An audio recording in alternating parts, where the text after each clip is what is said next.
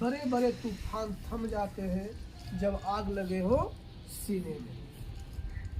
कहने का मतलब ये हो रहा है कि हमें यदि अपने लक्ष्य की प्राप्ति करना है तो कोई तकलीफ नहीं देखना है। वो रात हो या दिन हो, जाड़ा हो या गर्मी हो, हमें अपने लक्ष्य पे ध्यान होनी चाहिए। हमें किसको प्राप्त करना है? लक्ष्य को।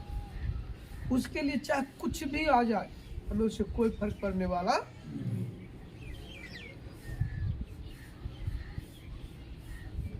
और ज्ञान होने का मतलब ये नहीं कि अपने अंदर घमंड आ जाए। जब भी तुम्हारे अंदर ज्ञान आने के बाद घमंड आए तो शमशान चले जाना।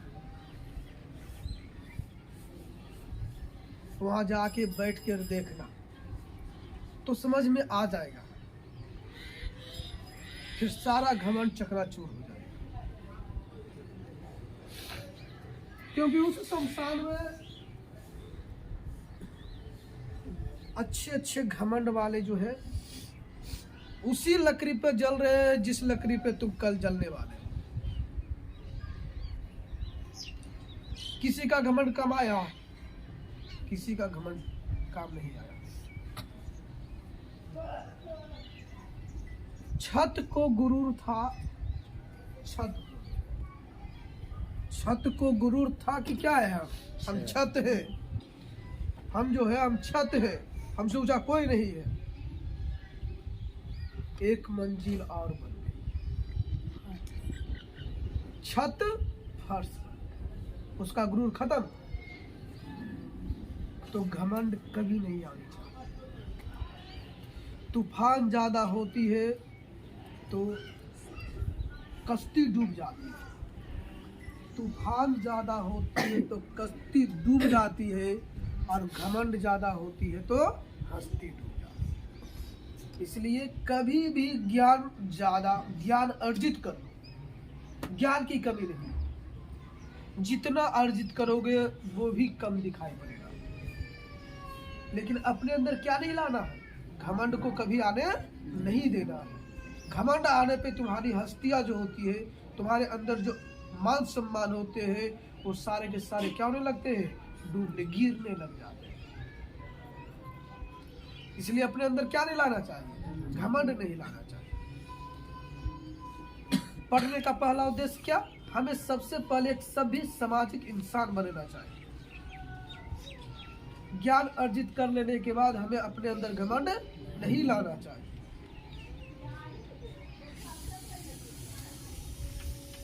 कोई दिक्कत? और हमें पढ़ने के लिए हमें पढ़ना है। हमें किसके लिए पढ़ना? अपने राष्ट्र के लिए। जिस दिन तुम ये समझ के पढ़ोगे ना कि हमें अपने राष्ट्र के लिए पढ़ना है, चाहे ये चीज हो जाए,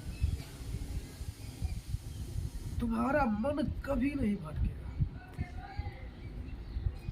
अपने देश के लिए पढ़ोगे कि हमें अपने देश के लिए पढ़ना है,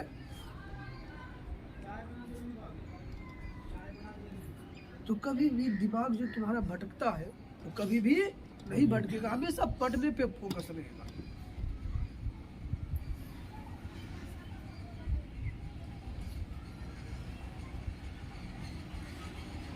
और जब तुम पढ़ोगे तो तुम्हारे लिए हम कुछ नहीं कर सकते। यदि तुम पढ़ने पे ध्यान दे तो हमसे जितना मदद चाहे हम दे सकते हैं।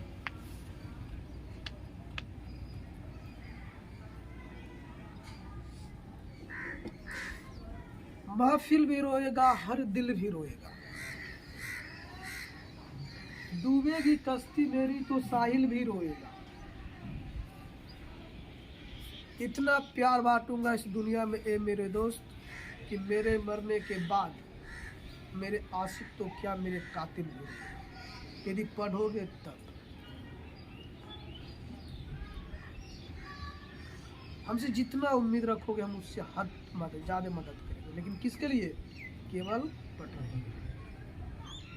पढ़ने के अलावा कोई भी मंजिल पहुंचाने के लिए कोई तैयार नहीं। ये नहीं सोचोगे कि आप पढ़ने के लिए तो थोड़ा लफ्ज़ कर, ये होने नहीं देंगे।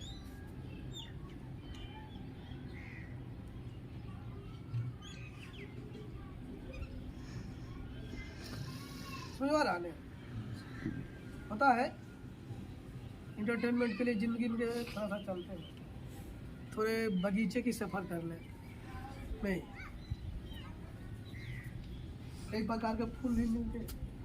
देखो, रास्ते में जब तुम गोल की प्राप्ति के लिए चलोगे, मंदिर चलोगे, तो कई फूल मिलते हैं, कई नज़ारे देखने के लिए मिलेगा। यदि उस नज़ारे में तुम खो गया तो क्या मंदिर पहुंचोगे?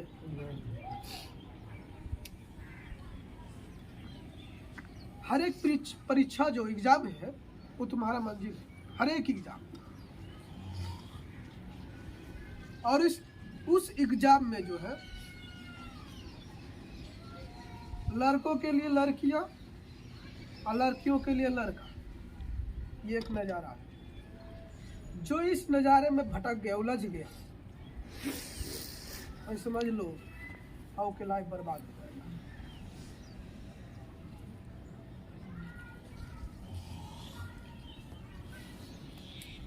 इसलिए तुम सब अपने मन के अंदर ये प्रतिज्ञा कर लो कि हमें सिर्फ अपना गोल प्राप्त करना है, किसी से कोई इस नज़ारे में हमें भटकना नहीं।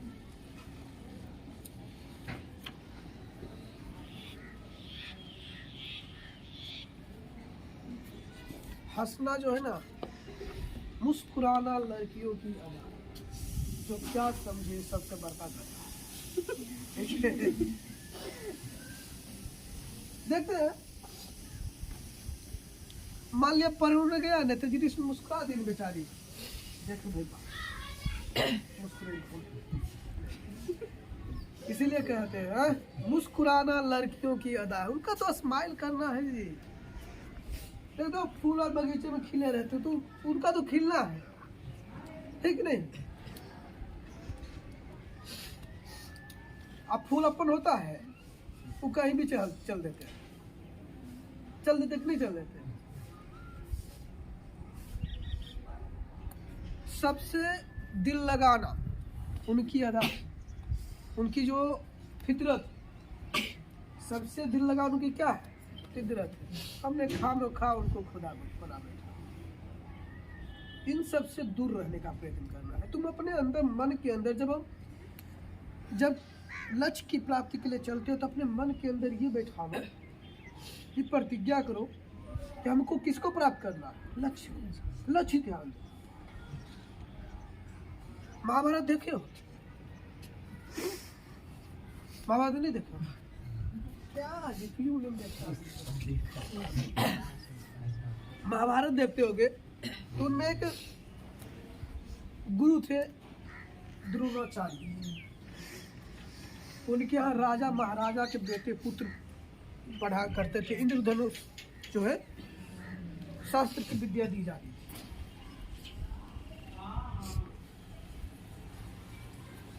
तो तीर धनुष की जब विद्या दी जा रही थी, दिया गया तो पेड़ पर एक सुग्गा को लटका दिया गया, ठीक है?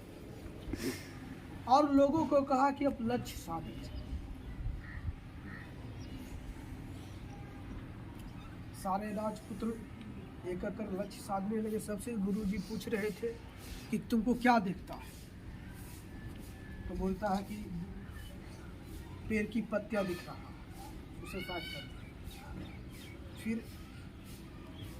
एक और लड़का गया तो बोला तो पक्षी दिख रहा है। इसी तरह से बहुत सारे उनके जो छात्र थे गए, लास्ट में अर्जुन को भेजा। उनसे पूछे कि तुमको क्या दिख रहा है? तूने कहा पक्षी। और क्या दिख रहा है? तो पक्षी के आँख। उसका लक्ष्य कहाँ था? पक्षी के आँख। हमें दिखाई क्या देना? केवल लक्ष्य, केवल लक्ष्य, उसके अलावा दूसरा कोई चीज नहीं दिखाई देना। और पढ़ने में कोई कमजोर नहीं होता।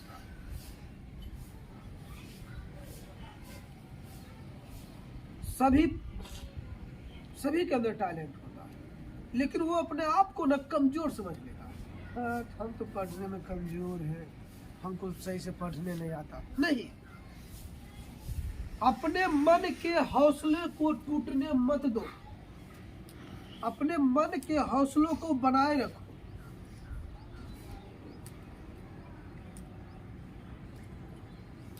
तुम मेहनत करोगे, तुम अनदर स्टूडेंट जो पढ़ने में तेज है उनके जैसे हो जाओगे। लेकिन बशर्ते क्या करना पड़ेगा? मेहनत करना। कमजोर कोई नहीं होता। अपने मन को कमजोर कर लेता वो इंसान क्या हो जाता है? कमजोर। मन को कमजोर कर लेता है वो इंसान क्या हो जाता है? कमजोर। मन को कमजोर नहीं होने देना उसे।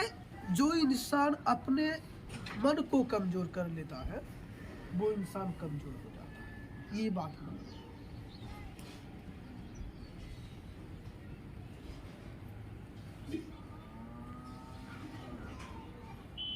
यहाँ हर एक पढ़ने वाला लड़का तेज है, टैलेंट है,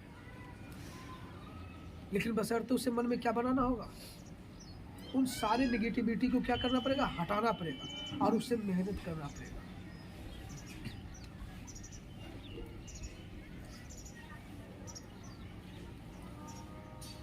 दूसरी बात, हम मारते हैं।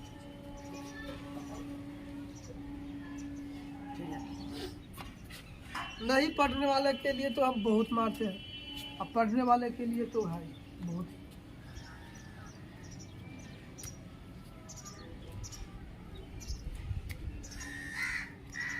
यदि तुम मेहनत करोगे, याद करके सुनाओगे तो क्या कभी तुमको मारेंगे? नहीं सुनाने वाले को तो मार भी करेंगे। इसलिए तुम सबका एक क्या लक्ष्य है? केवल पढ़ना। पढ़ने के अलावा कोई लक्ष्य। अपने कर्तव्य से इंसान को नहीं भटकना चाहिए। तुम्हारा कर्तव्य ही है पढ़ना। सबका अपना अपना एक कर्तव्य। कर्तव्य से यदि भटकते हो तुम क्या होते हो? कर्तव्यहीन हो। और कर्तव्यहीन व्यक्ति इस जिंदगी के लिए सही नहीं है।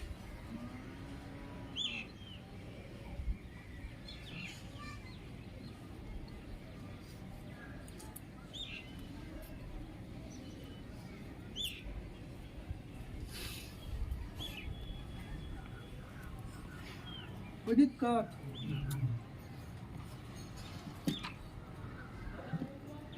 देखो अभी दिसंबर या जनवरी तक 1 घंटा का क्लास चलेगा, ठीक है? सिलेबस पूरा करना हमारा काम। तुमको क्या करना है? खाली पढ़ना।